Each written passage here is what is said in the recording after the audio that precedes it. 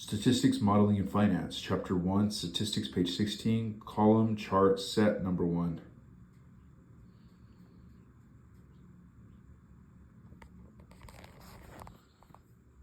First, we need a data set, and then we will graph it in various fashions to see what it looks like.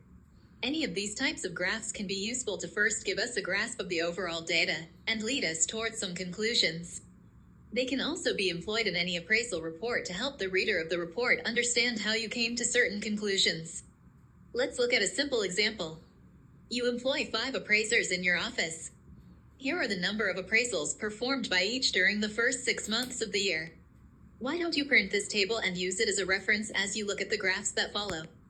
January, February, March, April, May, June, Sam, 16, 14, 20, 18, 10, 15, Judy, 20, 18, 25, 26, 17, 20, Mary, 14, 15, 14, 16, 15, 15, Oscar, 26, 22, 31, 18, 20, 24, Ophelia, 25, 21, 33, 20, 24, 28.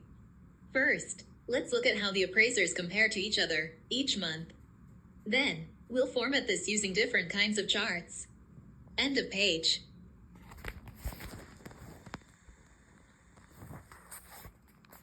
Page 17.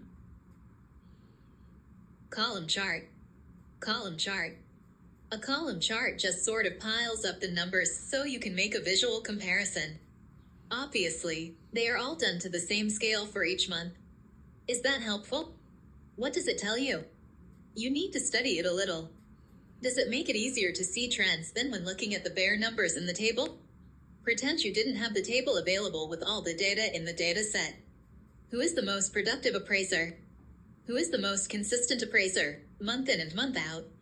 Let's take a look at another type of chart on the next page. End of page.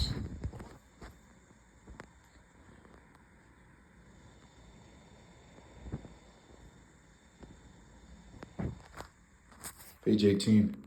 Bar chart. Bar chart. This is the exact same data displayed in a different format. Does it make it any clearer?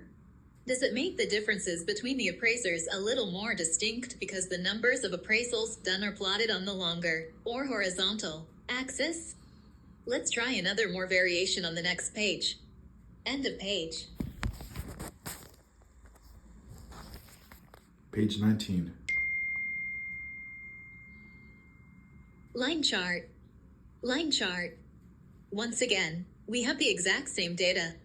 At first glance, is it a little confusing? However, it does give you a pretty clear picture of the relative rankings. Oscar and Ophelia are consistently the top 2. Mary and Sam run together along the bottom.